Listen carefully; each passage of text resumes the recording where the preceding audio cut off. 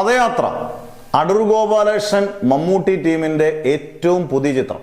മമ്മൂട്ടി അടൂർ ഗോപാലകൃഷ്ണൻ ഒന്നിക്കുമ്പോൾ തന്നെ ഗംഭീര ഒരു സിനിമയായിരിക്കും എന്നുള്ളത് നമുക്ക് ഉറപ്പാണ്. അത് ഇത്ര കോടിക്ക് നേടുമൊന്നുമില്ല. പക്ഷേ 85 വയസ്സുള്ള അടൂർ ഗോപാലകൃഷ്ണനും 75 വയസ്സുള്ള മമ്മൂട്ടി ഒന്നിക്കുമ്പോൾ ഈ പ്രായം പറയുന്നത് ഇത്രയും പ്രായത്തിലും ഗംഭീരമായിട്ട് സെറ്റിൽ നല്ല എനർജി ആയിട്ട് നിൽക്കുന്ന ഒരു അടൂരിനെയാണ് നമുക്ക് കാണാൻ കഴിഞ്ഞത്. ഇപ്പം കഴിഞ്ഞ ദിവസം ഇതിന്റെ ഫേസ്ബുക്ക് പേജിൽ അതിന്റെ പ്രൊഡക്ഷൻ കൺട്രോളർ ഇതിന്റെ പോസ്റ്റ് പ്രൊഡക്ഷൻ വർക്കുകളെ കുറിച്ച് ഇട്ടപ്പോഴും ചെറുപ്പക്കാർക്കിടയിൽ അടൂർ ഗോപാലകൃഷ്ണൻ ഇരിക്കുന്ന കാണുമ്പോൾ ഒരു പുതുമ തോന്നി. ഒരു പക്ഷേ അടൂർ ഗോപാലകൃഷ്ണന്റെ ഒരു അത്യാവശ്യം ഒരു 10, 15, 20, 25 ഒക്കെ കോടി നേടുന്ന ഒരു ചിത്രമായാൽ അത്ഭുതപ്പെടാനില്ല. ഒരു അത്യാവശ്യം നല്ല സിനിമകൾ ഒരു എല്ലാം സ്വീകരിക്കുന്ന ഒരു കാലഘട്ടമായി മാറി മലയാള സിനിമ.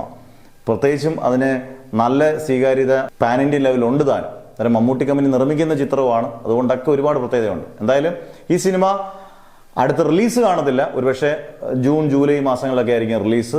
ഫിലിം ഫെസ്റ്റിവലിലൊക്കെ പോകുന്നതായിരിക്കും. പക്ഷെ നല്ലൊരു കഥയും നല്ല കഥ, തിരക്കഥ, സംഭാഷണമൊക്കെ നല്ല ഗംഭീരമായിട്ടുണ്ട്. വ്യത്യസ്തമായിട്ടുള്ളൊരു കഥാ പ്രമേയമാണെന്ന് അറിയുന്നു. എന്തായാലും ഒരു കാര്യം ഉറപ്പാണ്, അടൂരിന്റെ ഒരു ഹിറ്റാകാൻ സാധ്യതയുള്ള സിനിമയായിട്ട് പദയാത്ര എനിക്ക് തോന്നുന്നുണ്ട്. പേഴ്സണലി നിങ്ങളുടെ അഭിപ്രായങ്ങൾ പറയുക. ഫിലിം ഫെസ്റ്റിവലിൽ മാത്രം പോകേണ്ട ഒരു സിനിമയല്ല എന്നുള്ളതാണ് നമുക്ക് കിട്ടിയ റിപ്പോർട്ട് അനുസരിച്ച് പദയാത്ര.